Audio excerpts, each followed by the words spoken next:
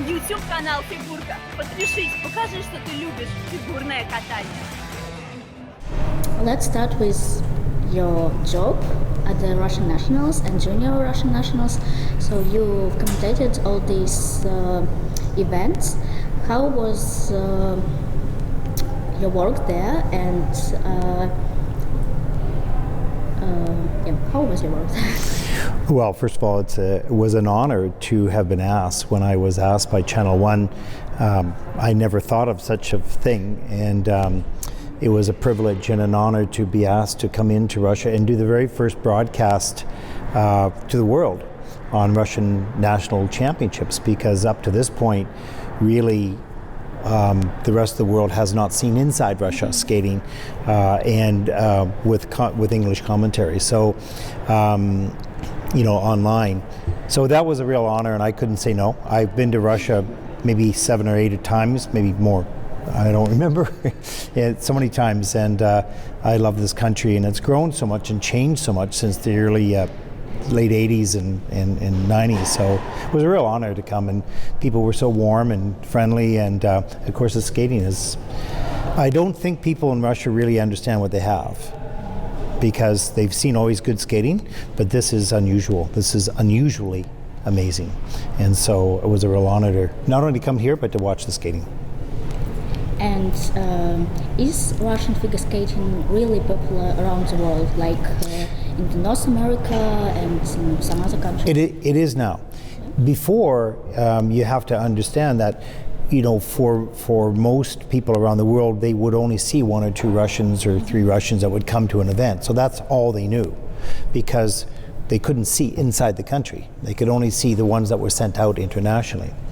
And there were years that the Russian skaters were not so strong and did not do so well. So people never thought of too much about what was happening inside the country.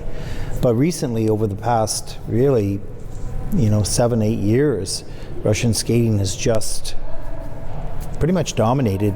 On the juniors, it certainly has dominated, right? It's certainly getting stronger in the seniors as well. So the world is now looking at, wow, what's happening inside of Russia? And then the doors opened, thanks to Channel 1. Russia, they opened the doors and allowed the people around the world to watch the national championships. And this was really an extraordinary move. I mean, we've always done this in Canada because it's what I do. So we did that with Canadian championships. But for other countries to open their championships to the world was the very first big move. And I give Channel 1 a lot of credit for doing so. And I think the world is really enjoying it.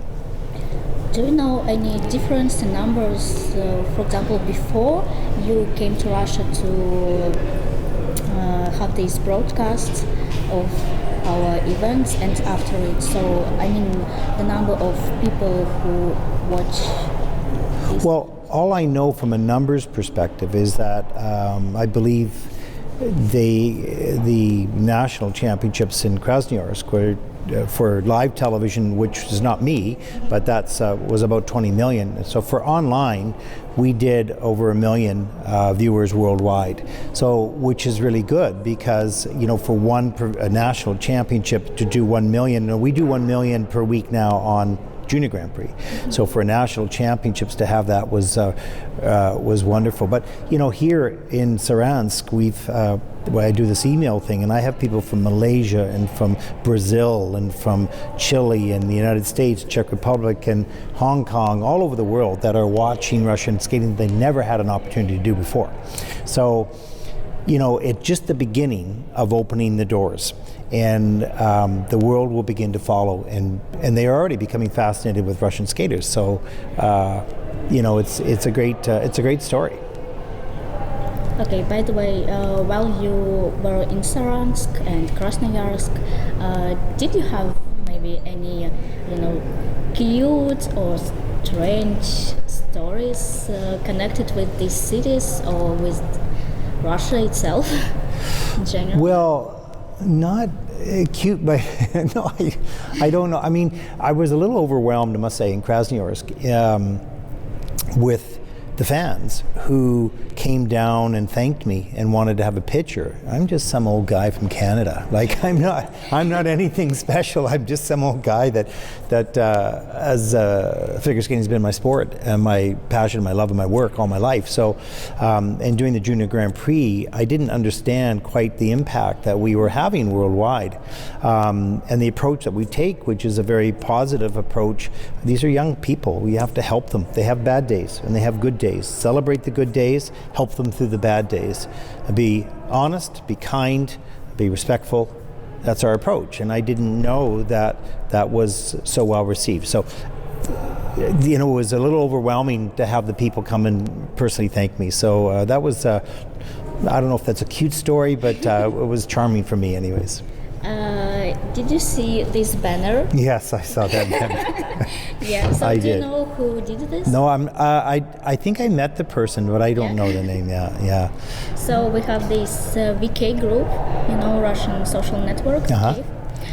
So they made this banner. They are called figure skating head cannons, and they're making these cute flower crowns for figure skaters and their coaches. Maybe you saw. Oh wow, yes, I did see that. Yeah, they're beautiful. Yeah, just beautiful. I mean, that's part of the overwhelming, and that happened also in Lake Placid. Also, then when we went to Chelyabinsk, they gave me the flag as well from the fans, just like this. Not my picture and a heart, but they did give me something. They gave me something very nice. And then in Gdansk, and so that was also a little overwhelming because. We just want to do the right thing for the skaters and the right thing for the sport worldwide. Let's get sport to be in every country of the world, for people to be charmed by these athletes and amazed by them. That's my mission. And so that's it. I don't want it to be about me. I want it to be about them, right? So that was a little embarrassing, but very nice. Yeah. So I saw one of your video interview with these Indian guys, Yes. who were participating. So I think that was a huge impact in them. Everyone just know their story now. Do you have any other particular stories? Well, actually, about another Indian skater. It was in Yokohama, Japan, I think in 2016, because it was just before we came to Saransk. And this young man was, his skill level was really low. And he was just doing an axel in competition, but he always had a smile on his face.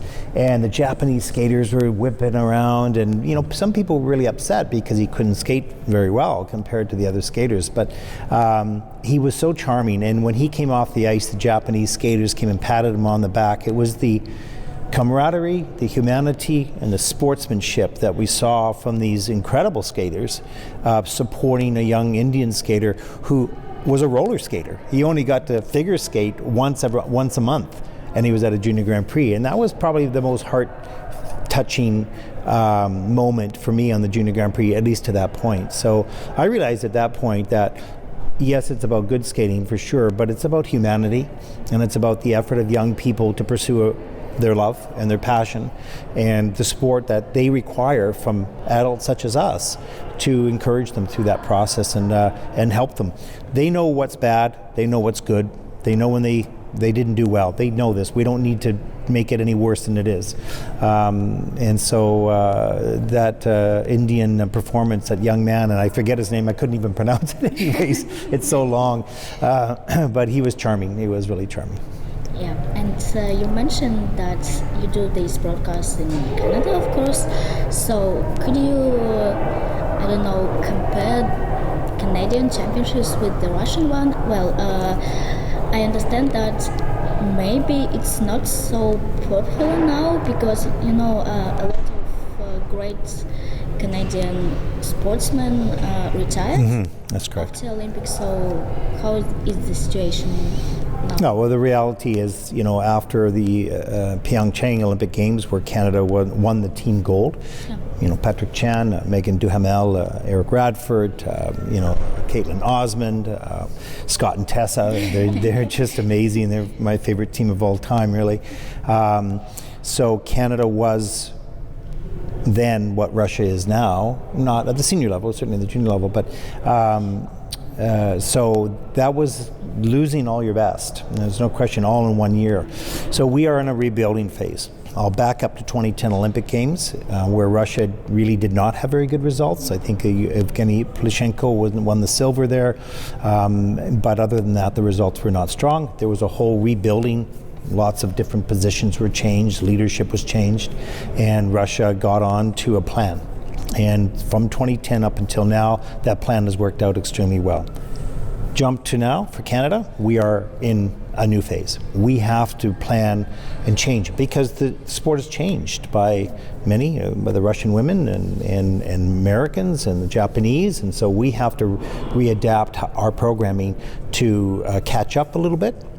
And we're in that process. We still have some very good skaters, not a lot, not the depth that you have here, for sure. But we have some good young talent coming up, but we'll just stay quiet about that. Just let them develop. So, and as for people, are they interested in figure skating in Canada now? Well, online, we have a good size audience online. We've done a very good job of doing the national broadcast worldwide online, and we were the first country really to open our national championships to the world. So that has been very successful. Television's a little bit more challenging. Hey, look, you have 180 million people in Russia, largest landmass in the world. We're the second largest landmass in the world. Think of Canada, just as big as Russia in land, but we have 37 million people. That's almost the size of Moscow, right? That's it. That's all we have. So we don't have the human resources to draw from like you do in Russia or in the United States. So it's a little bit more challenging with that. And what about real crowd in the ring for nationals? It's okay. It's not bad. I mean, we would have about 4,000 or 5,000, and not quite the same as you would have, and not what we used to have. We used to have 17,000 when Kurt Browning and Elvis Stoico. Unbelievable, yeah. So we've been in those good times. We know where Russia's at right now because we were there, where the media was all over the sport, where our skaters were as famous as anybody in the country, where we would put 17,000 people at our national championships, where television networks were clamoring for the rights. We've been there, right? And we hope to get back to that point, but we're not there now for sure. Okay, so about figure skating itself. So now I think almost every girl tried some elements like triple axels or quads or something like this, and I think these Tutberidzze girls just made a start for them, just made some move, and now everybody tries it. But do you think when they retire, quads will go to? What will go to, so I mean, sportsmen will not do them like they are now? I'm not exactly sure of the question, but let me comment on this. First of all, I want to give a lot of credit to all the Russian coaches, but I do have to say that it is extraordinary work that Eteri Tutberidzze and Sergei Dudikov and Daniel Gleichenkels have done, and the other coaching staff have. Because you can have one good athlete, you might have two good athletes, you might have, if you're really a good coach, you navigate, but all of their athletes are at an extraordinary level. And I don't mean because of the quads, they're very good. I don't mean because of the triple axel, very nice. I don't mean because of all the jumps and spins, it's excellent. But because the programs are, whether you like the program or the music or not, that's a personal feel, but the detail in which they perform, the skating skills in which they have, the performance in which they're taught at such a young level, it's amazing. It is remarkable, and it's with every skater. They may not skate well. They might end up fifth, I don't know. But the work that's being done in that school is of the highest level. At this stage, it really is. So, but there's other great Russian coaches I've watched. All the skaters. I mean, we watched 18 ladies yesterday in juniors. Every single one of them did a triple up, triple toe, or a triple flip, triple toe. Like, not one of them. That's 18 of them. So, although they're the top group, everyone is good, and some are great, right? So, it is really extraordinary work. Now, they're young and they're small. They will grow. and they'll become young women. And that growing process, which we really haven't had in our sport, when a young lady is doing a quad, we've never had that before. It's new, pretty new. I mean, three years old maybe. Sasha Chusova in Brisbane was the first one to really deliver that quad at that age. So how will they manage as they grow and mature? Time will tell. We will see. It's how well they'll be managed psychologically, physically, but I trust the judgment of the parents and the coaches and the athletes to manage themselves as they grow and continue to produce beautiful work. Do you know that yesterday, literally 17 of 18 girls reached the technical score for short program for World Championships? Yes. And in the 4 continents, it's about maybe 12 and so on. It's a great result, I think. It's a wonderful result. I think one has to just qualify for a second, and I'm not saying anything, but this is a national judging, right? It's a national championship. Generally speaking, the scores are a little higher at a national championships, certainly are in Canada, than they would be internationally. Having said that, I believe that what I saw yesterday and all the elements would earn those technical scores. But I think every single one of those ladies would legitimately and have, or not have, but would legitimately qualify for a World Championship technical score. So, it's amazing. It's amazing. Do you think, for example, in 5 years, all these elements like quads and triple axels will remain in the ladies' event? That's a really good question, and that's what I was trying to get to.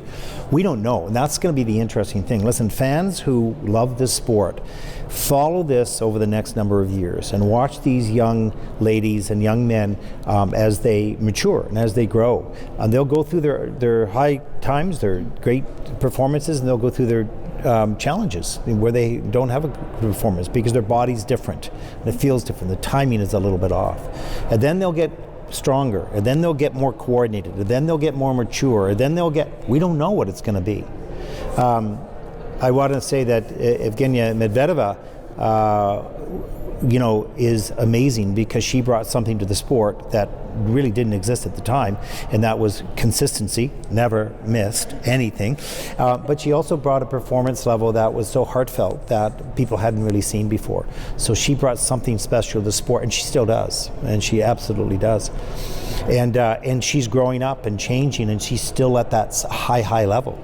So what will happen with the young ladies that are doing quads and triple axels, whether they're Japanese skaters or the Russians, because Japanese are also doing those difficult elements, we will see. And it'll be one of the interesting things to follow. It'll be one of the interesting stories. And we hope for the best for them as people, and for the sport.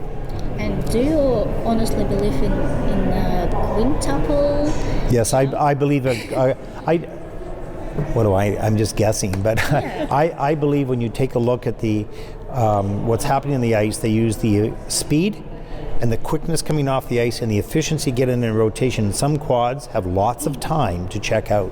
I believe at some point, maybe not in my lifetime, but at some point 5 rotations will be done. It's human nature to pursue that which has never been done. That's just in who we are. And I believe at some point it'll be done. And you're now at the Junior Russian Championships, and you know that Eteri Tutberidzze team is dominating now, but maybe you saw some other coaches' team who can, have a competition with her? No, totally.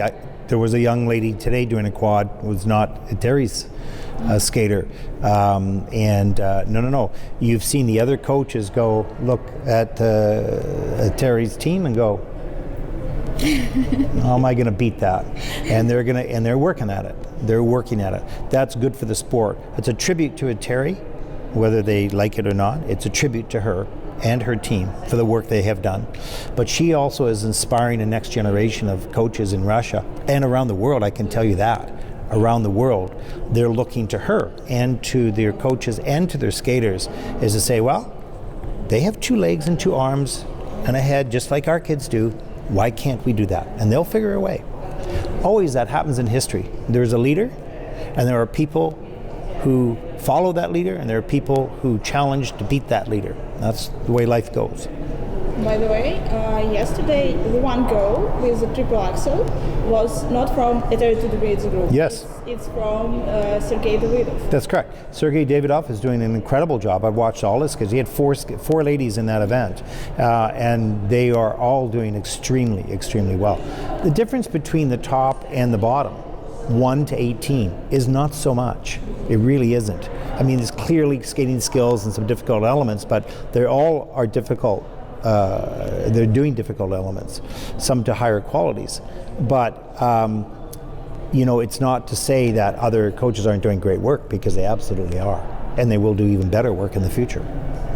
Well, and I remember that when you have these broadcasts, last year, for example, you really adored Alona Kosternaya's skating skills and so on. But some people are saying this year that she lost some of it because she practiced triple axel a lot. I mean, these skating skills. What do you think about it? No, not at all. No, not at all. I would say that Aliona Kosternaya's skating is, I've always said that before, angelic. It's just beautiful. It's we don't have the time to describe why it is so good, but it's about every detail, every little note, every little hand movement. Triple axel is beautiful as well, and of course she does all those other great elements, but she connects herself to the music with this. And all the other young ladies are watching that and going, okay, that's what I need to try to beat her, right? So Aliona is leading the charge to a large degree in performance, and others will chase her on that. So that's just good. Whenever there's the top, there's a bunch below that are trying to catch that top. That's just good for the sport. So I don't believe that triple axel cost her anything. It added to her technical, obviously, and she's still an incredibly exquisite skater. So. And do you have any thoughts about Sasha Trusova? Because maybe she has some, mental problems, because she just Sasha is she was trying how many 4 or 5 quads. I don't care who you are, even Yuzuro with all those quads, or Nathan Chen will make a mistake on that, and these are grown men. So this is a matter of time. Just be patient and let Sasha do her work and figure out what she can do under pressure, and adapt the program so that she improves all her other skills and delivers those quads. The same thing, think about Anna Shcherbakova. A lot of people don't talk about Anna, and she's an amazing skater as well. She has a great combination of both what Sasha has and what Aliona has.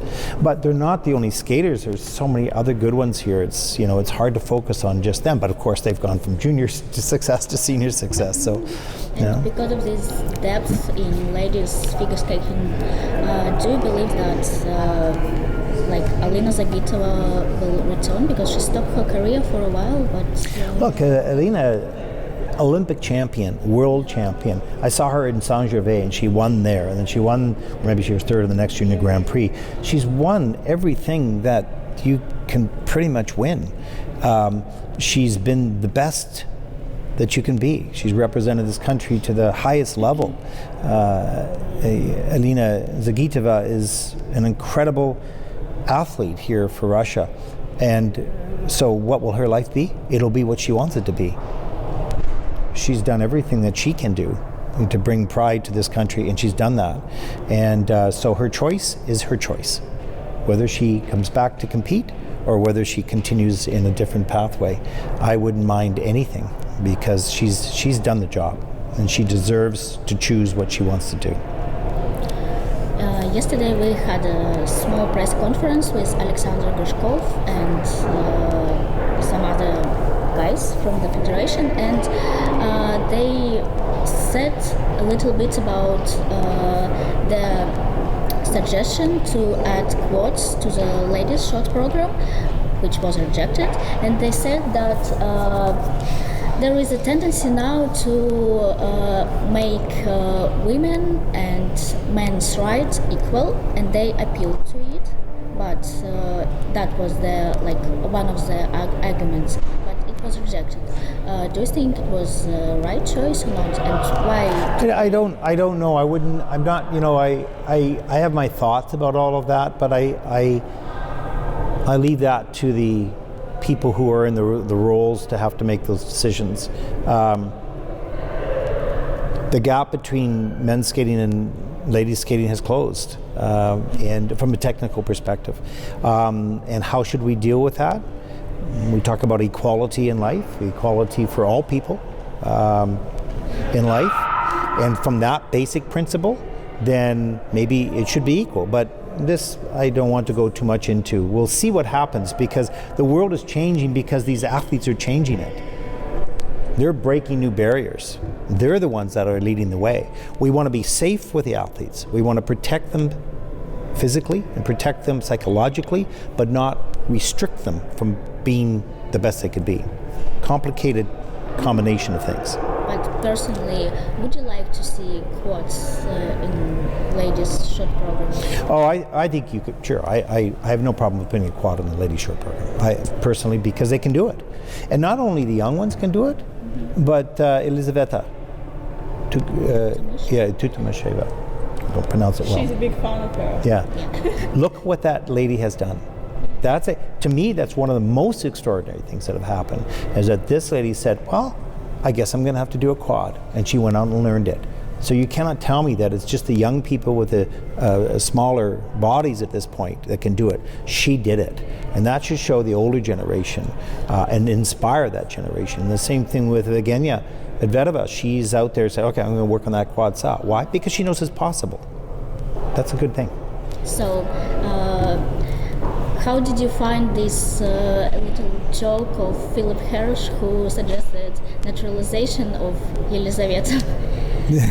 Do you think it's possible for, for a top skater to change the country? I mean, seriously.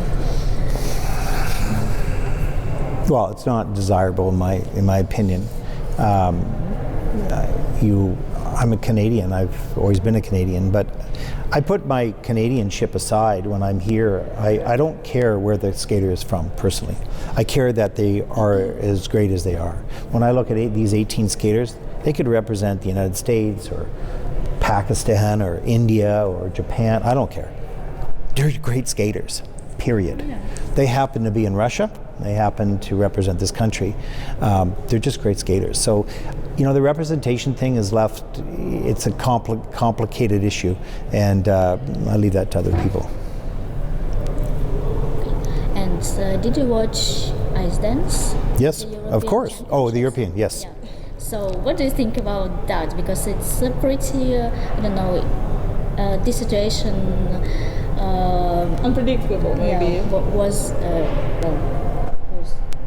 was the reason for many arguments, I guess? Dance has always had a history of this. It always has. When you get 2 teams or 3 teams or 4 teams that are at that level, that are so good, you're going to have that controversy, because you've got so much emotion and passion in the performance that the detail, which the judging panel and the technical panel have to look at inside, becomes blurred. Mm-hmm. Who made that little mistake that made that difference, right? And that's hidden in that performance so deeply that a normal person can't really find out. I can't find that little mistake. It's only the athlete that will know that I made a little slip here, but nobody noticed, right? So when you have 2 teams that are like that, the people that are wanting this team will be disappointed. The people that are wanting this team will be happy. And then the next result, it'll be they're happy and they're disappointed. And they'll point fingers maybe as to what they thought was fair and not fair and this or that, but in the end of the day, they're both excellent teams. And little details will matter. And that's why we have the number of judges we do. That's why we have a technical panel. We let them do that job. So do you think Sinitsyn and Katsapov are the real I don't know, competition for Papadakis? Well, obviously they won the European Championships, so. Yeah, but I mean, previously they couldn't do it. Like they have a gap between. They might do it again, and they might not do it again. It'll depend on the day, and it'll depend on the human makeup of everything, the audience in the building, the judging panel, the feeling of those athletes on that day. You know, everything goes into that environment, so that the judgment at the moment will be based on technical for the most part, but it will be based also on emotion. I just want to quickly say, enough about the young ladies, let's talk about the young men, because that event yesterday made me really believe that, whoa, Russia's got a good future in the men. There's a long ways away. There's a big gap between the juniors and the seniors, but what I saw there was some extraordinary talent of young men. There's a big process by which when a man grows, it grows at different speeds and different rates and adjustment and whatnot, but there's a lot of young talent here in Russia in the men. So don't just focus on the young ladies, and they are excellent, there's no question, but there will be a surprise coming in men, I believe, in the years to come. So who's? No, I'm not saying who's. I'm not going to say who. Because there's a number of them, and they will grow. Men are surprising. You can go, oh, okay, he's not so good and this one's amazing. Then all of a sudden it'll flip, because they'll get the strength and they will grow and things will change. So I wouldn't want to say that they're too young right now, but the talent is there. Хей-хей-хей, всем любителям зубцов и пируэтов, меня зовут Эмма Гаджиева, я постоянно призываю вас любить фигурное катание. И какое же счастье, что у Спорт24 появился отдельный YouTube-канал, посвященный этому прекрасному виду спорта. Мнение лучших экспертов, самые веселые интервью, конкурсы, ну и, конечно же, мы будем заглядывать за кулисье фигурного катания. Поэтому подписывайся, Фигурка в YouTube, Спорт24, докажи, что ты любишь этот вид спорта.